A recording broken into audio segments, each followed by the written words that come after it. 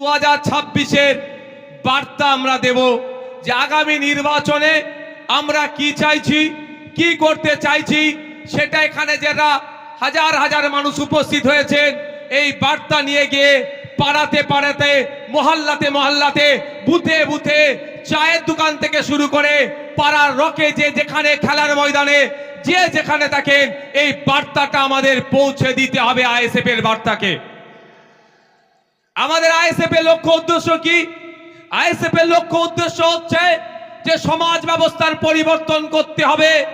এক মফস্বল এলাকার মানুষ, সুন্দরবনের মানুষ, দার্জিলিং এর মানুষ, দিনাজপুরের মানুষ, মালদার মানুষ, বাঁকুড়ার মানুষ, বীরভূমের মানুষ, হুগলির প্রত্যন্ত গ্রামের একটি মানুষ কেন ট্রিটমেন্ট করতে গিয়ে কলকাতার সরকারি হসপিটালের দ্বারস্থ হতে হবে? Indian secular front alternative politics provide করছে।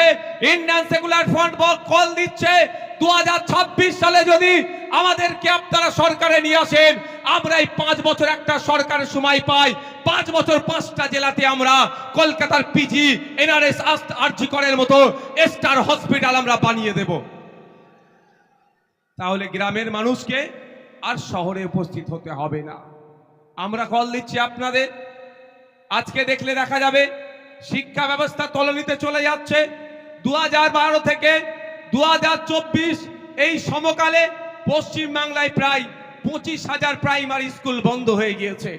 আজকে আমরা এই মঞ্চ থেকে ঘোষণা দিচ্ছি, শুধু বন্ধ হয়ে যাওয়া স্কুলগুলো চালু করা নয়, নতুন নতুন শিক্ষা প্রতিষ্ঠান হবে, কলেজ তৈরি হবে, নতুন নতুন শিক্ষা প্রতিষ্ঠান হবে, কলেজ তৈরি হবে, সাথে সাথে ইউনিভার্সিটিও তৈরি হবে।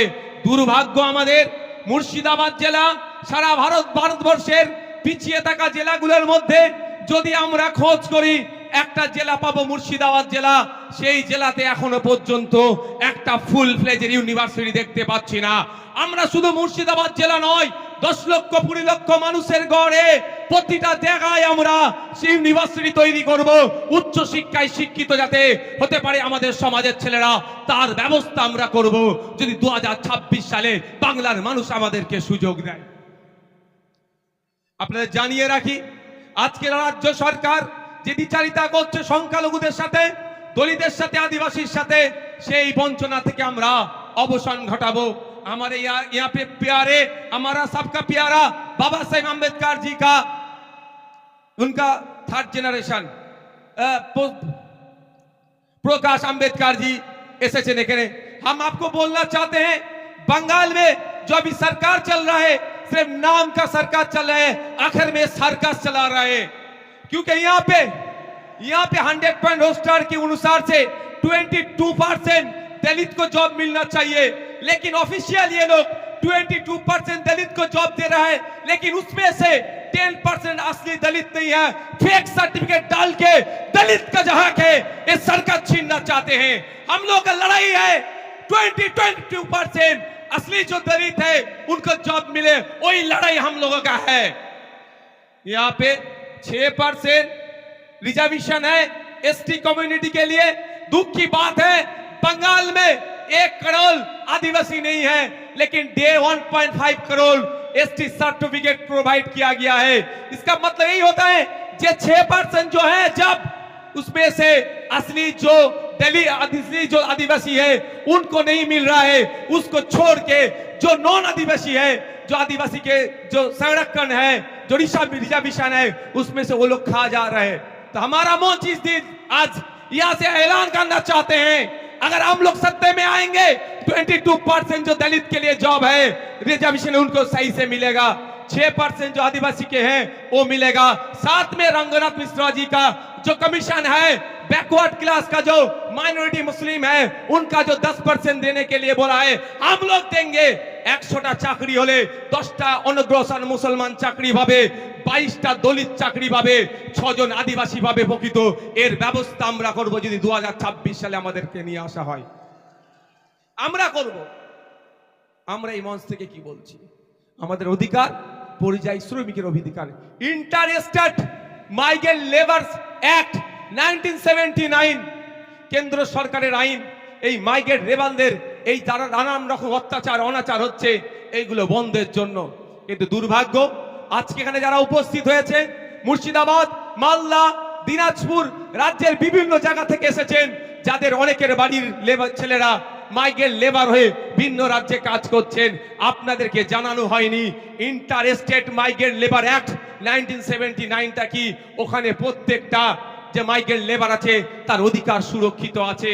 কিন্তু দুর্ভাগ্য আমাদের ওই আইন বইয়ের পাতাতে সুরক্ষিত আছে, বাস্তবে কিন্তু আমার শ্রমিকরা সুরক্ষিত নয়। তাই আপনাদের বলবো, যদি আপনারা আমাদেরকে সুযোগ দেন 2026-এর জন্য, শুধু আপনারা নয়, আপনারা আজকে বাড়ি যাবেন, বাড়ি গিয়ে মহল্লাতে, ক্লাবে, মাঠে, ময়দানে, হাটে বাজারে, যে বাসে ঘাটে যেখানেই যাবেন, একটাই কথা যে আইএসএফ কে এবার সুযোগ দেওয়া হোক। আইএসএফ এই চোর ডাকাত গুন্ডা মস্তান গুলোকে সরিয়ে দিয়ে সুষ্ঠু সমাজ ব্যবস্থা নিয়ে আসবে। যে এই সমাজ ব্যবস্থায় সরকারি কর্মচারীরা তার হকের দিয়ে পাবে কেন্দ্রীয় সমাহারে, যে সমাজ ব্যবস্থায় শূন্য পদগুলো পূরণ হবে, বেকারত্ব দূরে সরানো হবে, যেই সমাজ ব্যবস্থায় আনিসের বিচার হবে, তামান্নার বিচার হবে, তিলোত্তমার বিচার হবে, যে সমাজ ব্যবস্থায় নারীরা তার অধিকার পাবে, যে সমাজ ব্যবস্থায় কৃষক তার উৎপাদিত ফসলের দাম পাবে, যে সমাজ ব্যবস্থায় আমি আপনি মেহনত করছি, আমার আপনার শ্রমের মূল্যায়ন হচ্ছে না, এই শ্রমের মূল্যায়ন হবে, মিনিমাম ওয়েজেসটা আমরা বাড়াবার ব্যবস্থা করব।